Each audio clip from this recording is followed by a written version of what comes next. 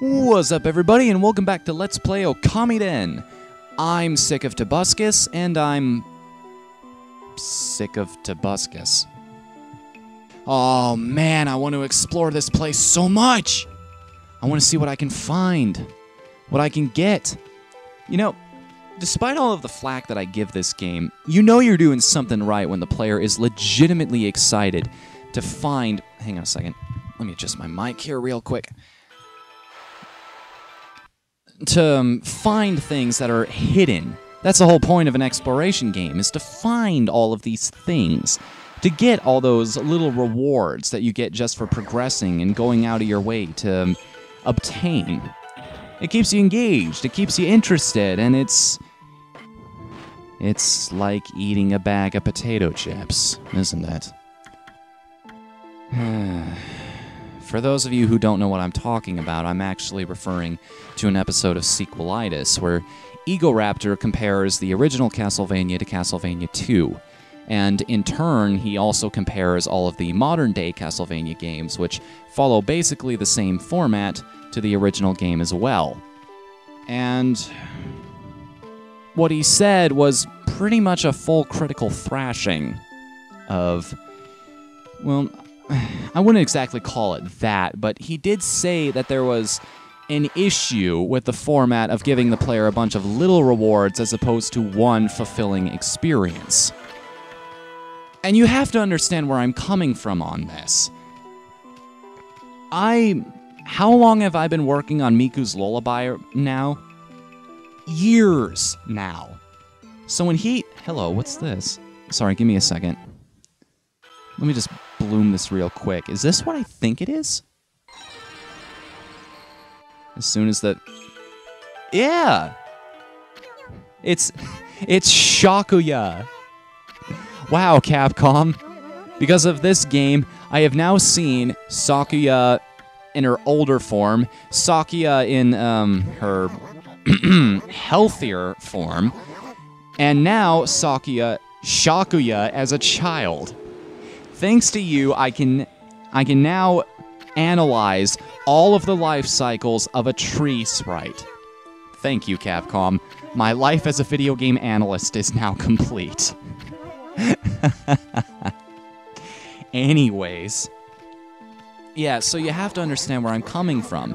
When one of the biggest and most respected video game personalities out there turns around and says, there's a fundamental problem with the game, with my baby, my idea, my game that I've been working on for almost 6 years now, and I'm just starting to get into the development phases of, my dream is finally coming true, I think I'm justified in being just a tad bit upset. Because that's what Miku's Lullaby is an exploration platformer. It's about going out of your way to get all of these things that help you progress forward. So, for the longest time, I couldn't watch that video anymore. I didn't dislike it. I didn't leave a negative comment, but I was kind of pissed. He knows what he's talking about, and he's earned his opinion at this point. He really understands on a fundamental level what makes a game good and what makes a game bad. So, and I respect his talent, but, you know, so I mulled it over for about a day or two. I started thinking about all of the reasons he gave for why the original Castlevania is superior to the modern-day ones. And I started thinking about those reasons one by one in terms of Miku's Lullaby. First off, the idea of how you can just breeze through a game, how the difficulty was much better. Now that's something I thought about even before I reached that video. I like those setups where you can't just breeze through the enemies. That's too easy, it's too mindless. Even before I saw that episode of Sequelitis, I was drawing up very crude sketches of how I would plan a level around that, both forward and backwards, commenting on his problem of nobody's gonna backtrack through this. In Miku's Lullaby, you're gonna have to, pal. That's basically how that goes. Because that's a privilege that modern-day technology offers you. You couldn't pull that off in an old-school game, but today I can change the enemy layout to reflect whether you're coming from the right side of the screen or the left side of the screen, and I can challenge you based around that. I can intelligently design levels that are just as hard the first time through as they are the second time through. Not that I don't come up with interesting ways to make backtracking less annoying, make them feel like new areas regardless, but that's something I don't want to talk about right now. Those are spoilers for some of the things I don't want to get into. But the thing that got me, I could go on these little details, but there's really one in particular I want to address. Shit. I lost my train of thought. Let me just restart my brain real quick, massage my temples, maybe that'll help. Yes. The idea of offering you a bunch of little rewards, as opposed to one big one.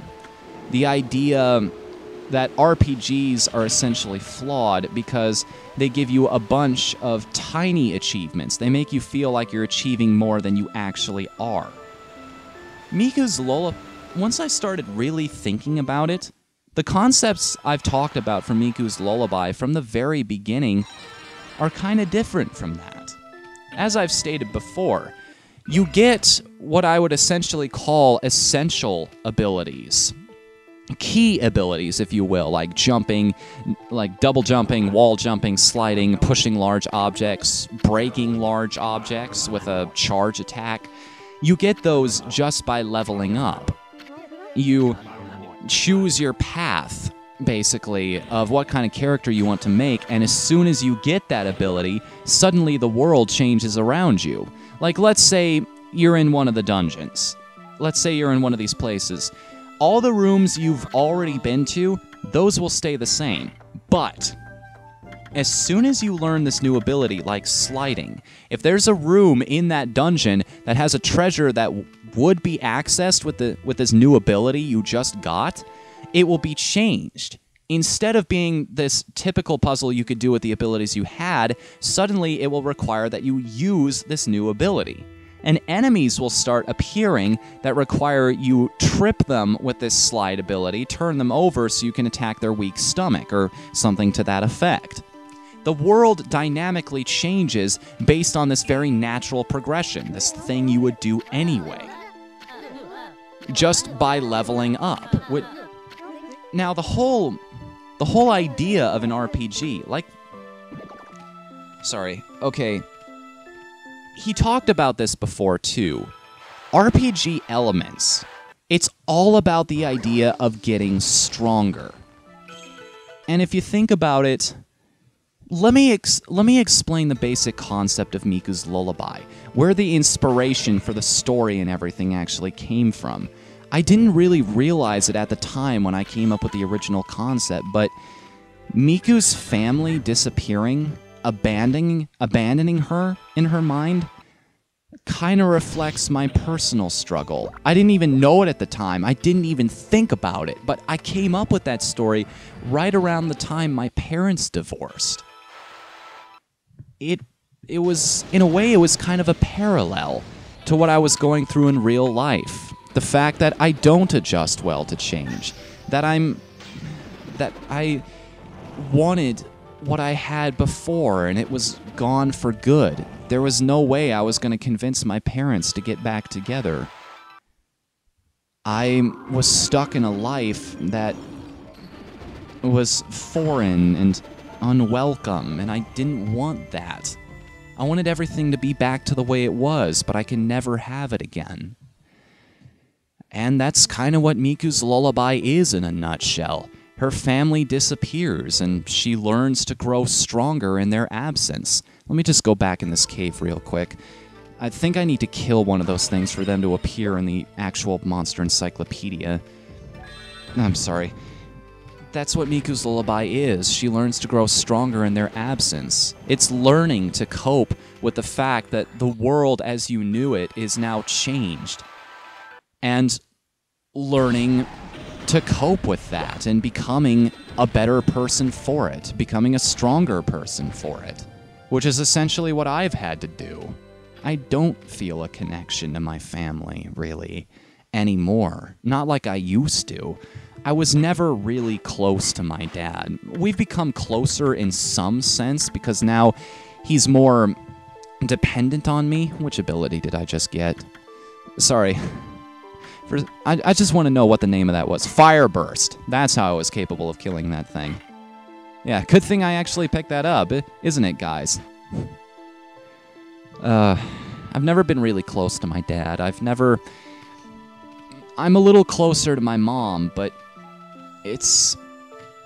her life has been so bad lately. It's taken so many turns for the worse that even though she doesn't really vent to me about it, whenever I'm around her, I kind of feel that. I feel the drama that's going on behind the scenes, and it bugs me. Like I said before, one of my passions is bringing joy to people. I share emotions with the people around me. When they're sad, I'm sad. When they're happy, I'm happy. My ultimate joy is laughing with other people because I'm directly influenced by that. I feel what they're going through. I'm a very dependent person in that sense. Oh, hey, a new enemy. So anyway, what I'm trying to get...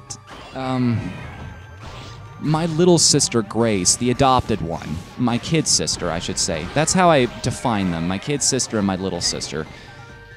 She's adopted, and I know this makes me a terrible person. I'm fully aware of it, but I don't feel the connection that family members should if maybe she had been there from the start. She's kind of a symbol of when everything's I know it's not her fault. I'm not blaming her for anything that happened, but she kind of represents the point where everything started to go to hell in that sense.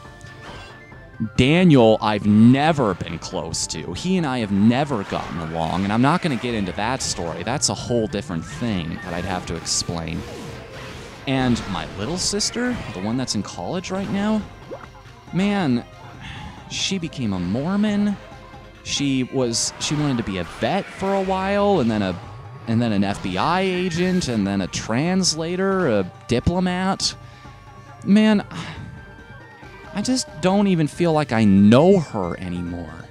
She's become somebody foreign to me. I don't have anything left from that era of my life. I don't have anything left from that. And I've learned to create a new world without any of that, to love what I have regardless, to try and cope with this new life and these new people. It's different, but I find happiness regardless. And that's the whole theming of Miku's Lullaby. I've come to realize that. Like many other things about my psyche, that's something I've realized about myself.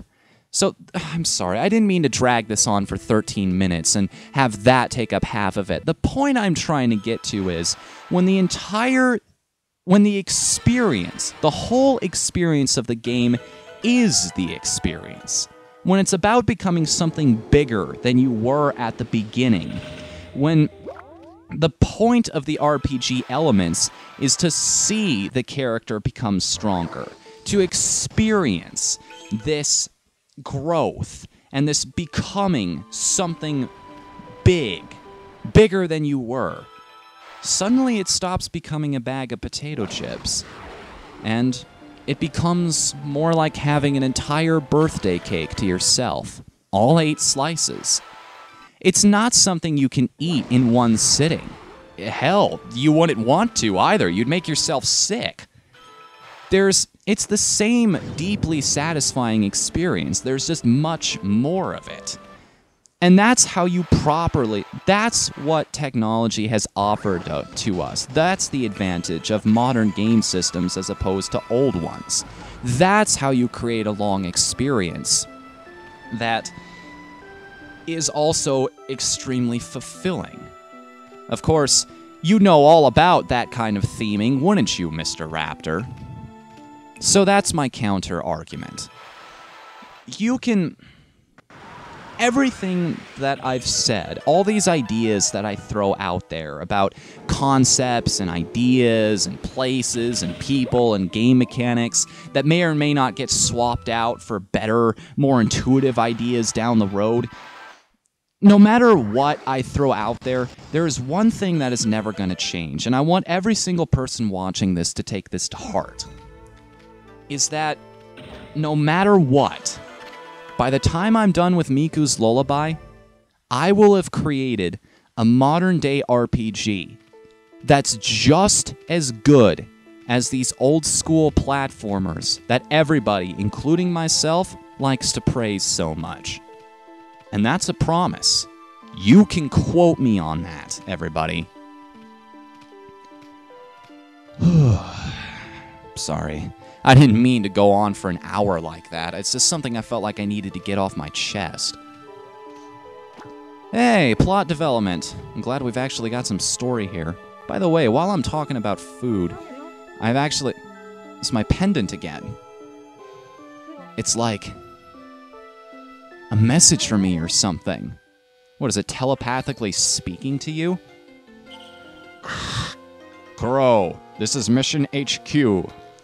Your mission, should you choose to accept it.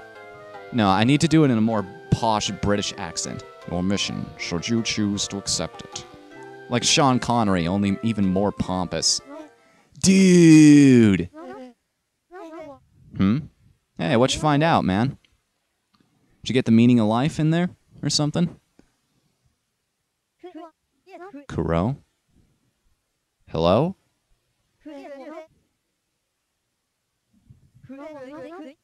Are you being serious right now? Really, we're having a touching moment with Kuro all of a sudden. This is a nice change of pace. Hey, what are you doing? Where are you going, you son of a bitch? Sorry for what? Hey! You're abandoning me? After everything we've been through, we are 100 years in the past. You're just gonna leave me here? No partner, no help, no nothing? Off to take care of some personal business. You know what? That's fine. Leave. Leave. Just go. I don't even care. And you know what? I'm glad I don't need to travel with somebody whose name is a phonetic recreation of an animal anymore. Crow! Well, I think I've seen about everything when I see a fairy fly. Oh, don't act so sad, Chibi. Oh, well.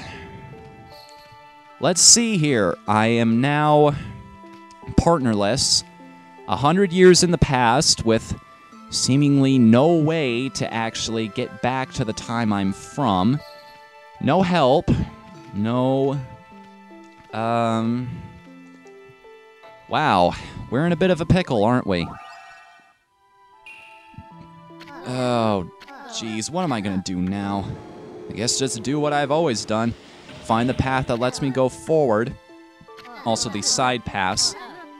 That's kind of a little hard when you're designing a game like this, is making the path that you're supposed to go down perfectly clear. Because you want to go down all the side paths, because that's where all the goodies are.